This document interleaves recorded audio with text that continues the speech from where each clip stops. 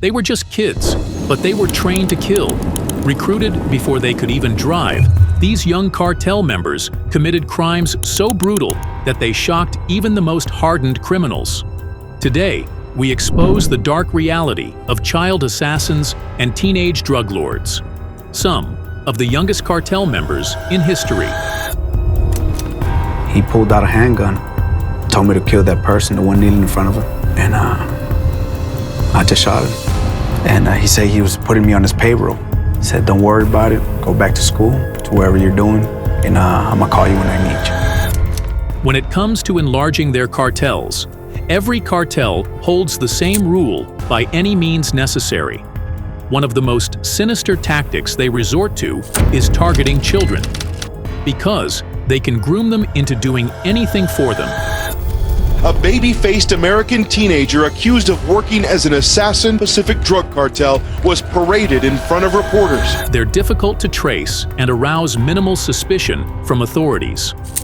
Most of these kids come from devastated homes with no surety of tomorrow. The cartel gives them cash, power, and a perverse sense of belonging. But then some are forced into it, such as those born into families already tied to organized crime.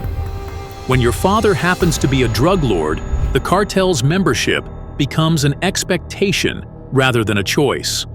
Then there are those addicted to the thrill of violence and quick cash, which gradually indoctrinate them into a cycle of crime that rarely ends well for the addict. Not only do these small ones run errands, but most of these become assassins, performing heinous murders even before completing 18 years. Some run drug routes, while a few others act as enforcers. They are taught to kill, torture, and become professional criminals like young ones. Let's start with Gabriel Cardona. He wasn't just another teenage delinquent, he was a killer trained for the Zetas.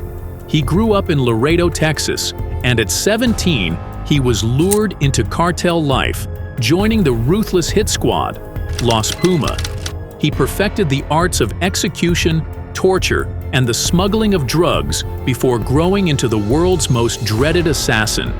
His eerie trademark, smiley face tattoos on his eyelids, mocking tribute to the very atrocious deeds he had fulfilled. For Cardona, the cartel was not merely a job, it became an identity. Yet, even the deadliest of hitmen don't ever remain untouchable forever. The law would eventually catch up with Cardona, taking down his squad and ending his reign of terror. His tale, like many others, serves to remind us of the way cartels use young recruits, almost as puppets, who later become their soldiers to be discarded after a while. Cardona's dismal past, however, made his downfall quite certain. The cartel that once gave him the power had forsaken him, just another story to warn others in the violent world of organized crime. Edgar Jimenez Lugo, popularly known as El Ponchis. If you feel that 14 is a little physical age to be committing murder, then you had better think again. While most kids in that age worry about school or popularity, El Ponchis was immersed in cartel violence. He was an infant assassin and was for the Cartel del Pacifico, carrying out ghastly killings. He was arrested by authorities in Mexico while trying to escape in 2010, marking the end of his wrangle. El Ponchis wasn't acting alone. He was part of a brutal network that exploited young, impressionable kids for the cartel's deadly agenda. Groomed into violence, he and other child assassins were often forced to carry out executions as a test of loyalty. Some reports suggested he worked closely with his sisters, who helped dispose of bodies after the killings. The cartel leaders knew that minors like him would receive lenient sentences if caught, making them ideal pawns in their operations. His arrest wasn't just the fall of one boy, it was a grim reminder of how deep cartel corruption ran. Questioned, El Ponchis admitted on cam he started killing at the tender age of 11. His favorites? Beheading and torture. Gruesome acts that even hardened criminals would find shocking. Most often, he'd be high on drugs while committing these acts, one of the tactics that cartels would employ if young recruits wouldn't be desensitized. His case revealed the ugly and ghastly truth of child soldiers in organized crime. Rosalio Reda, once another teenage assassin, was drawn into the Zetas at the age of 13. By the age of 15, he had already executed several individuals, sometimes in broad daylight. Reda, unlike most young recruits, was not merely a pawn. He was trained professionally, helping him become more violent, more disciplined, and more effective in all fields. No second thoughts were entertained when it came to annihilating the enemies of the cartel. Reda's loyalty to the Zetas was absolute, forged through fear, drugs, and promises of wealth. He was not just a soldier, he was an elite enforcer, carrying out executions with ruthless precision. His handlers ensured he had access to advanced weaponry and tactical training, making him far more dangerous than the average recruit. Authorities later discovered that he often filmed his kills, sending the footage back to cartel leaders as proof of his efficiency. Despite his age, his reputation spread quickly, and rival cartels feared him. But as with most cartel assassins, his reign of terror was doomed to collapse. His rise was swift and utterly terrifying. Later on, Reda could provide a sensitizing account of the various missions assigned to him. He described being repeatedly sent across the US-Mexico border for the assassination of high-profile targets, and discipline coupled with efficiency simply astonished law enforcement. The alleged most competent assassin of the organization, he reminds us grimly about how cartels prey on vulnerable teenagers and weaponize them into cold-blooded killers before even reaching adulthood. Next, we have Raul Mesa Torres, the one and only El Mini Seis. While all other subjects are such that they were born into a life of cartel royalty, Raul, heir of importance within a recognizable line of members associated with the Sinaloa cartel, seemed unfazed by it all, mirroring his father and proceeding onto illegal drug trafficking operations by the time of 12. He delved deep into executing brutally. At 13, Raul was a full-born intoxicated, beating drug consumers with ruthless murders and executions. Contrary to popular belief, it seems that not everyone born into cartel bloodlines enjoys all the promises they offer, because Raul met a certain cruel end by the time he would have become his father's age, 18. He was neither murdered by a rival gang nor captured by police. Unfortunately, at the time of their shooting, they were mistaken for each other in what became a case of mistaken identity. As cartel gunmen ambushed Edgar Guzman Lopez's car in 2008, the gunman assumed he was the enemy. There was no opportunity for survival because there was an attack without any warning. Edgar should have gained the respect of many by being the only son of El Chapo, yet he fell victim to a world that has taught many lives. His death was a very unusual fabrication and error for the cartel, because such a high loss is more internal than external. There were lots of rumors that it was just one such example of infighting within the organization. However, the truth is buried deep in the cartel. It was said that his father, El Chapo, could not take it well. Still, if blood does not guarantee safety in this dangerous world of drug trade, Edgar's story would be a sad reminder that, within the cruel cartel world, no one is touch-proof. Maximilian Schmidt, known as Shiny Flakes, wasn't a street dealer. He was a digital kingpin.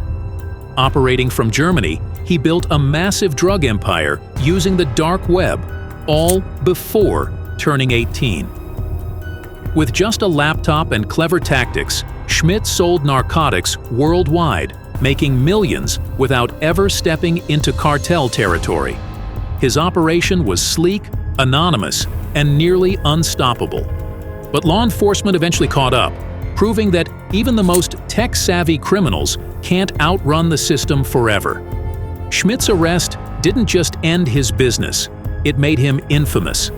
His story became the basis for the hit Netflix series How to Sell Drugs Online Fast, highlighting how the drug trade has evolved beyond the streets. While traditional cartels rely on violence and intimidation, Schmidt showed that power now lies in the digital world. His rise and fall serve as a warning. In the modern drug trade, the biggest dangers might not come from rival gangs, but from a keyboard. These teenagers, whether killers, drug lords, or cartel heirs, all had one thing in common.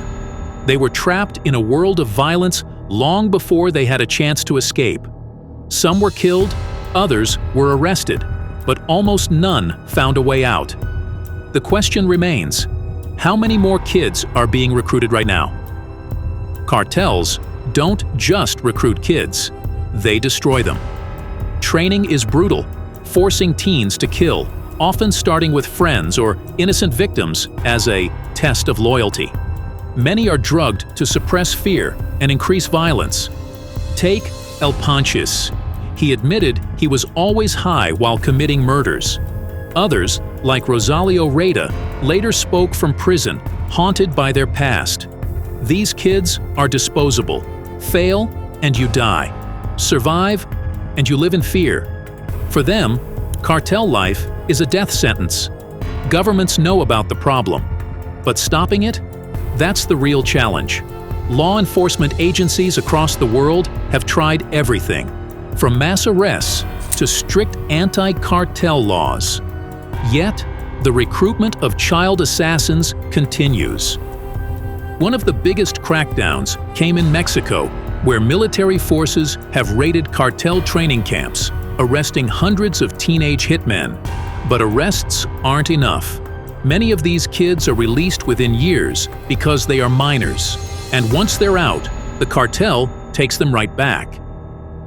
In some countries, governments have turned to rehabilitation programs instead of prison.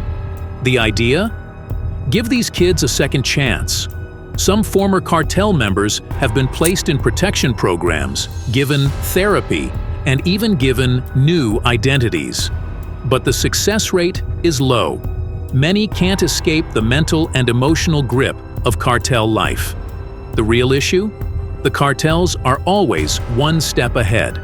While law enforcement fights to take down one group, another rises. And as long as there's money in drugs and crime, they will keep finding recruits, no matter how young they are. Opinions diverge on young cartel members. Some impanel them among criminals, while others regard them as victims. This narrative is largely shaped by the media. Take, for instance, Narcos or El Chapo. They are glamorizing what it may be to join the cartel, and those people see it as the fast-pass route to power.